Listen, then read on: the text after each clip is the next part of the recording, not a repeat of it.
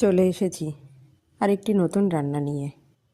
নতুন বলতে বাঁধাকপিটা কিন্তু সারা বছরই পাওয়া যায়, তবুও শীতের দিনের বাঁধাকপি একটা আলাদাই স্বাদ।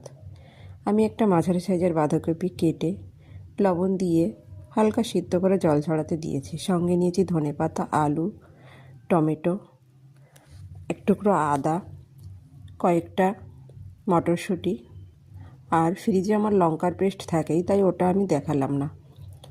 কড়াইতে তেল দিয়ে সাদা জিরে ফোড়ন দিয়ে জিরেটা হয়ে গেলে কেটে রাখা আলুগুলি দিয়ে হালকা ভেজে নিচ্ছি।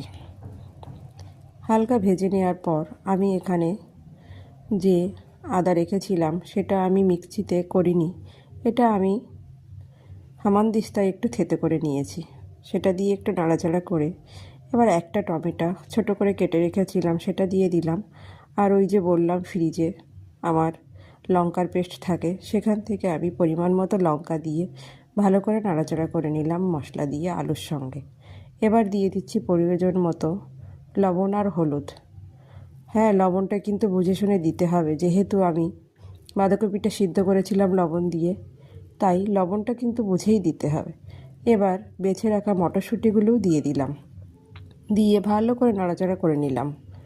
নাড়াচাড়া করে নেওয়ার পর এবার সিদ্ধ করিয়ে জল ঝরিয়ে রাখা সেই শীতের দিনের ঐতিহ্যবাহী বাঁধাকপি, আমি এখানে সবুজ পাতাগুলোও ব্যবহার করেছি বাঁধাকপির, খেতে কিন্তু খুবই সুন্দর লাগে।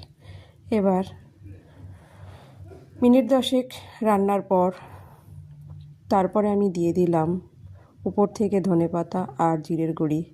সেটা দিয়েও আরও মিনিট 10 জাল দিয়ে নেওয়ার পর আমি এবার নামিয়ে নিলাম।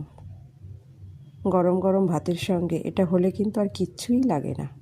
শীতের দিনে সত্যিই খুবই সুন্দর লাগে খেতে। আমার রান্না যদি ভালো লেগে থাকে তাহলে কিন্তু লাইক, কমেন্ট, একটা শেয়ার করার অনুরোধ রইল।